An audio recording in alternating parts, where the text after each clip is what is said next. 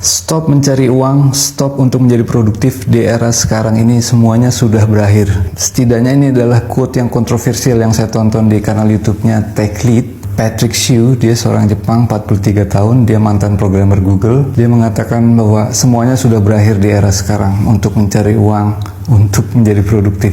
Akan ada hanya orang kaya dan orang miskin. Orang menengah akan hilang atau bahkan menjadi miskin di era sekarang ini. Ini kaum menengah atau middle class ini didefinisikan sebagai orang kebanyakan ya. Dia dari kecil sekolah, dia mendapatkan nilai bagus, kemudian lulus, mencari bekerja di kantor 9 to 5, berharap sampai pensiun. Dan ini era ini sudah berakhir, dia bilang, dengan banyaknya layoff atau PHK yang terjadi di semua startup teknologi, nggak cuma di Amerika tapi di seluruh dunia. Ini point of view-nya, fokusnya adalah dari mata dia sebagai programmer. Apps tidak bekerja lagi, APIs tidak bekerja lagi, semuanya sudah dikerjakan oleh AI. Kemudian ada pergeseran di sosial media. Orang sudah tidak lagi percaya motivasi-motivasi 7 cara menjadi kaya, 7 cara meningkatkan produktivitas.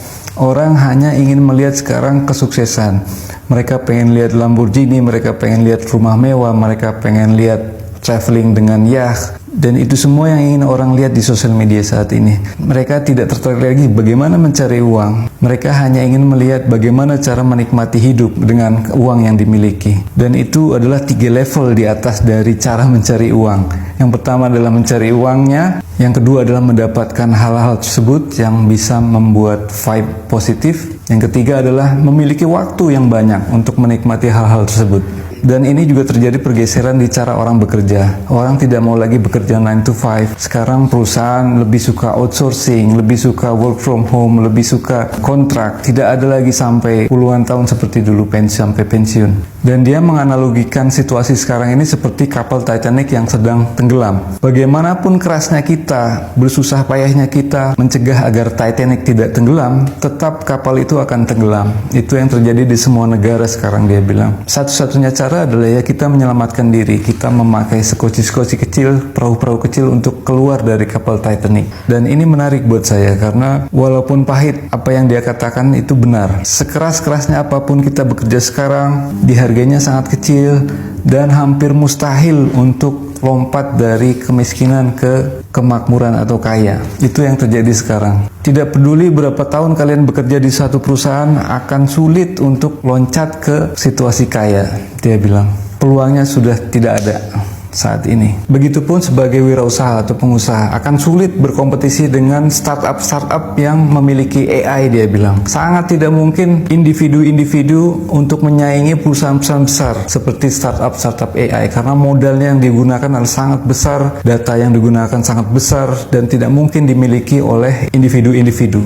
Oleh sebab itu dia katakan bahwa yang kaya akan semakin kaya, mempertahankan kekayaannya, dan yang miskin akan tetap miskin, dan kelas menengah akan cenderung untuk mengalami penurunan menjadi miskin. Dan perubahan itu terjadi dengan sangat cepat. Saya masih ingat ketika pada tahun 2007 Steve Jobs dari Apple pertama kali memperkenalkan iPhone pertamanya dengan layar sentuh. Seketika itu pula raksasa handphone dengan tombol semuanya berguguran mati, seperti Nokia, BlackBerry, semuanya mati. Tak lama berselang muncullah dunia digital dengan cepat. Ada aplikasi, ada website, ada YouTube dan lain-lain. Dan membunuh semua industri buku, majalah, koran, televisi konvensional. Hampir saat itu semua orang beralih ke dunia digital. Dan dengan cepatnya saat sekarang ini muncullah AI yang menggantikan hampir semua pekerjaan. Seperti yang dikatakan oleh Patrick Hsu, dia sebagai programmer bilang sudah tidak ada kemungkinan untuk bersaing dengan AI. Dan ini susah untuk dihentikan. Sama halnya dengan dulu pertama kali handphone layar sentuh pertama kali diperkenalkan.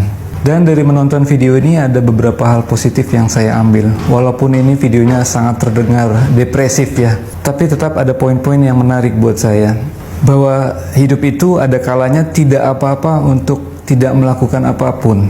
Karena memang situasinya tidak pas. Sekuat apapun, sekeras apapun kita mencoba, kadang kita tidak memenuhi hasil yang kita inginkan. Dan itu alami dan wajar. Dan saya yakin situasi sekarang ini akan ada solusi-solusi atau skoci-skoci dari kapal Titanic yang akan kita peroleh dan kita dapatkan dari hal-hal yang kita terus lakukan dalam hidup. Dan mungkin di situasi yang sulit ini akan muncul hal-hal positif yang tidak kita duga sebelumnya. Seperti yang dia utarakan, orang sekarang senang menonton keberhasilan orang lain, membeli mobil mewah, rumah mewah, dan lain-lain. Tapi mungkin bagi saya juga tidak hanya sekedar materi. Kita bisa menunjukkan hal positif di konten media sosial dengan cara menghibur orang lain, membuat tertawa, memiliki kucing dan anjing yang lucu. Itu juga membuat hal positif yang mungkin memang ditujukan AI untuk kita untuk menikmati hidup.